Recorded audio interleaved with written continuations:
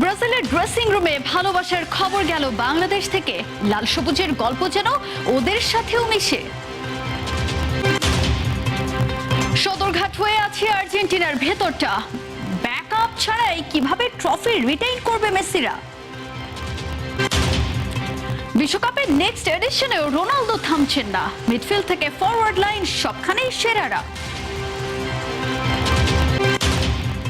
Super সানডেতে নারী সাফে ভারত বাংলাদেশ লড়াইয়ে মাতছে গোয়া। শিউলিরা এবারই চায় চ্যাম্পিয়নের ছোঁয়া।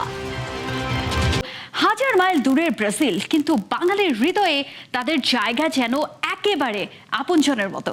সেই ভালোবাসার খবর এখন পৌঁছে গেছে সেলেসাওদের ড্রেসিং রুম পর্যন্ত। আর সেই গল্পের নীরব বার্তাবাহক শাহনুর রুমান। ব্রাজিলে বসে কিভাবে তিনি তুলে ধরছেন বাংলাদেশের নাম। ব্রাজিলের প্রতি বাংলাদেশের সমর্থন ও ভালোবাসা আমরা সব সময় গভীরভাবে অনুভব করি।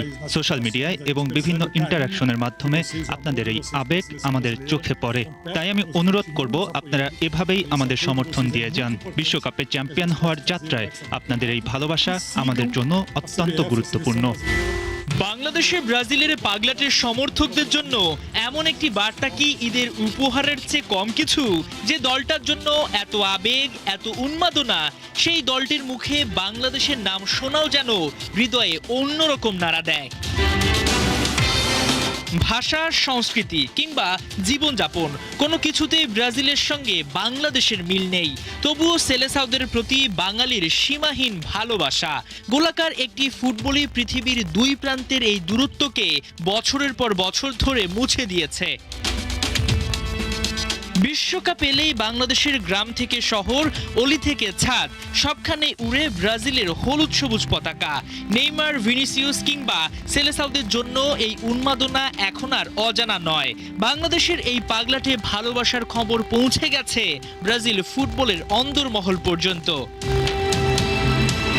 আর সেই গল্পের পেছনে যেন নীরব বার্তাবাহকের রোল প্লে করছেন শাহনুর রুমেন। প্রবাস জীবনের ব্যস্ততার মাঝেও বাংলাদেশের নাম আর দেশের ফুটবল প্রেমীদের আবেগ পৌঁছে দিচ্ছেন ব্রাজিলে। মনে আছে তো নেইমারের হাতে বাংলাদেশের লাল সবুজের জার্সি তুলে দেওয়ার সেই মুহূর্ত?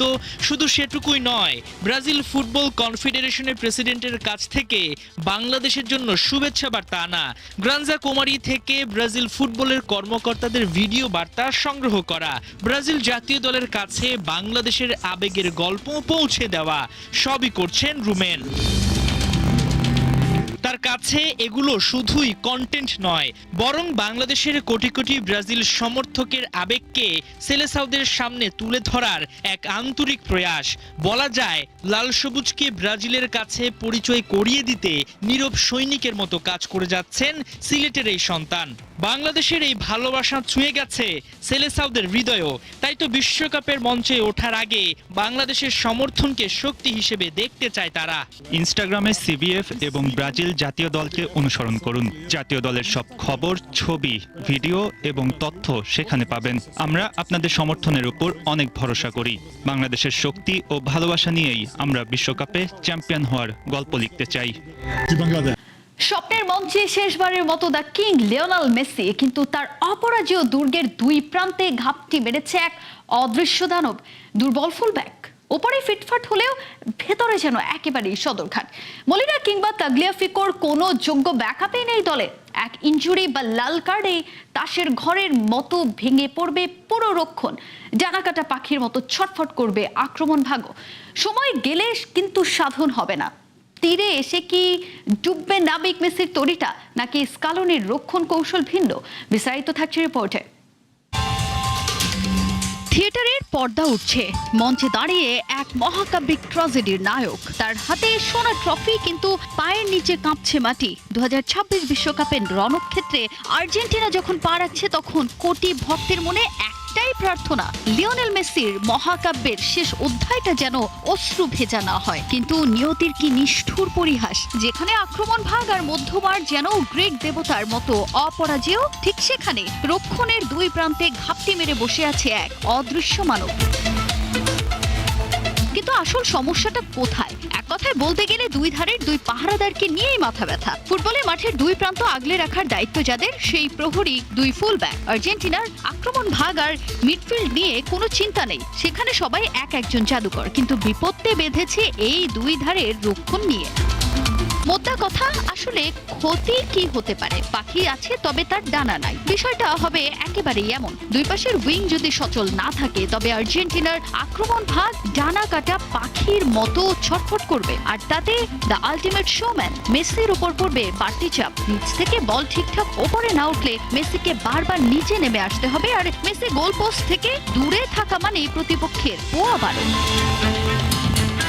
কিন্তু শেষমেশ সমীকরণটা কি দাঁড়ায়? মেসির হাতে আর সময় নাই, এটাই তার শেষ বিশ্বকাপ, শেষ যুদ্ধ।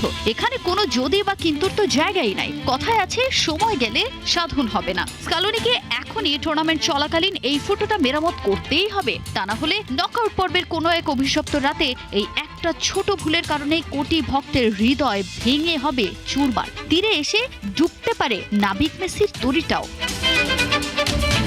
ক্রিস্টিয়ানো রোনালদো খেলবে 2030 ফিফা ওয়ার্ল্ড কাপও। কোচ বলছেন তাতে অবাক হওয়ার কি আছে, তবে বিশ্বকাপ CR7 জিতে যেতে পারে এবারই, কারণ অ্যানালিস্টদের কথা, পর্তুগাল এই দফায় তাদের ইতিহাসের সেরা দলটাই নিয়ে এসেছে নর্থ আমেরিকার মহারণে। স্পেশালি তাদের আছে একটা জমাট মিডফিল্ড।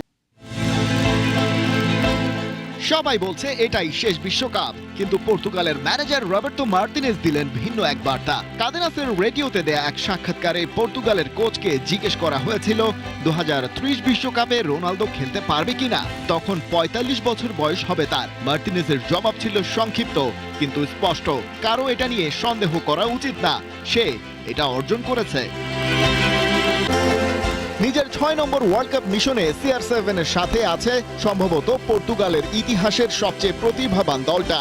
রোনালদো আর মেসি দুজনেই এবার ইতিহাস গড়বেন 6টি বিশ্বকাপ খেলা ফুটবলার হিসেবে, কিন্তু 2006 সালের সেই 4th পজিশন হোল্ড করার পর পর্তুগাল আর এই লেভেলের শিরোপার কাছাকাছি যেতে পারেনি। ওদিকে যে রোনালদোর নামটাই একসময় দলের শক্তি ছিল, এখন অনেকে বলেন সেটাই হয়ে গেছে বোঝা। তবে মার্টিনেজ রোনালদোর পাশে দাঁড়িয়েছেন, তার কারণও আছে। পুরো 2024-25 নেশনস লিগ জুড়ে 8 গোল করে সর্বোচ্চ স্কোরার ছিলেন। ফাইনালে স্পেনের বিপক্ষে তার গোলটাই ম্যাচ টেনে নিয়ে যায় পেনাল্টিতে। পর্তুগাল জেতে 5-3 ব্যবধানে, প্রমাণ করেন 41 বছর বয়সেও বড় মঞ্চের ধার একদম কমেনি। এদিকে পর্তুগালের আসল শক্তি কিন্তু রোনালদো নন। Vitinha, Joao Neves, Bruno Fernandes আর বার্নার্ডো সিলভা, এই চারজনকে নিয়ে এবারের বিশ্বকাপের সেরা মিডফিল্ড লাইন আপের একটি, ওদের বলাই যায় নির্দ্বিধায়। সামনে থেকে রাফায়েল লেয়াও আছেন। রোনালদো ছাড়াই মার্চে মেক্সিকোর বিপক্ষে ড্র করে পর্তুগাল। ফিফা বিশ্বকাপে বাংলাদেশিদের সমর্থন চায় ব্রাজিল।